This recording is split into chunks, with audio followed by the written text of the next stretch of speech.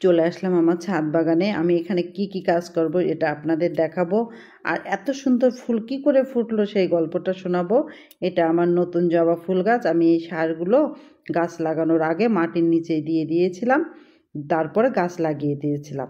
দেওয়ার পর অত সুন্দর একটা ফুল গাছ হয়েছে, আর তারপরে অত বড় একটা জবা ফুল হয়েছে। হ্যাঁ, আর এগুলো আমার পাতাকপি আর ফুলকপি গাছ। তা গাছগুলো যখন কিনেছিলাম একেবারে ছোট ছোট গাছগুলো ছিল, মাত্র 2 টাকা করে পিস ছিল। তাহলে ভাবেন কত ছোট গাছ ছিল আমার। তা সেই গাছগুলো আমি কিভাবে লাগিয়েছিলাম, ঠিক ওইভাবে মাটির নিচে সার দিয়েছিলাম, দিয়ে তারপরে মাটি দিয়েছিলাম, তারপরে গাছ লাগিয়ে দিয়েছিলাম। দেওয়ার পর দেখেন কত সুন্দর গাছ হয়েছে।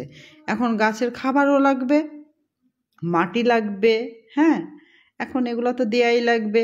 এখন ছাদে এসছি, আমি খুব একটা ভালো পারি না। আমার মনার পাপা আমার সঙ্গে এসছে, এসে মানে আমাকে বলছে দাও, আমি পাশে দাঁড়িয়ে থাকি। তা আমি আবার ভালো দিতে পারছি না, তখন আমার দেয়াটা ভালো পছন্দ হয়নি। তখন বলছে দাও, আমি করে দিচ্ছি। কারণ সে বাইরে যাবে, জামা প্যান্ট পরে এসেছিল, এখন এসে কি করবে, বাধ্য হয়ে আমার কাজে সাহায্য করছে। আর সব থেকে বড় কথা কি জানেন, যত্ন সব থেকে খুব খুব মানে শুধু গাছের বেলায় না, যে কোনো একটা মানুষ বলো, পশু পাখি বলো, সব মানে যত্নতেই সব কিছু, তাই না? মানে যার পরিপ্রেক্ষিতে বলে ভালোবাসা। এই যে গাছের প্রতি এত সুন্দর ভালোবাসা দিয়েছি, দেখেন কত সুন্দর গাছগুলো হয়েছে। হয়তোবা ফল পাবো কিনা সেটা উপরওয়ালা জানে। আমি 10টা ফুলকপি গাছ কিনেছিলাম আর 5টা পাতাকপি গাছ কিনেছি, আমার একটা গাছও মারা যায়নি। দেখেন কত সুন্দর হয়ে আছে।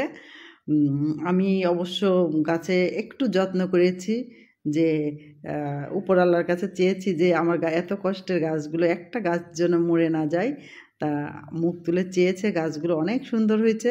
আমার রীতিমণির বাবার গাছগুলো অনেক অনেক বেশি ভালো লেগেছে। এখন নিজে হাতে দেখছি যে আমাকে একটু সাহায্য করছে, আমি খুব খুশি হয়েছি।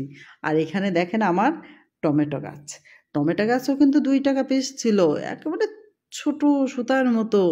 দেখে মনে হয়নি যে গাছগুলো আমি বাঁচাতে পারবো, কিন্তু আমি সফল হয়েছি। এখন ফল দেবে কি না দেবে সেটা উপরওয়ালার ব্যাপার।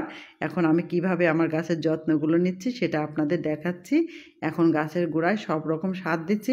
আর একটা কথা বলি, টমেটো গাছে বললাম কি সার দেওয়া যাবে না, ওর বাবা বললো না, টমেটো গাছে সার দিলে মারা যাবে। এটা কিন্তু আবার কালো মরিচ গাছ, দেখছেন 2 বছরের মরিচ গাছ, তারপরও গাছে কি সুন্দর মরিচ ধরে আছে।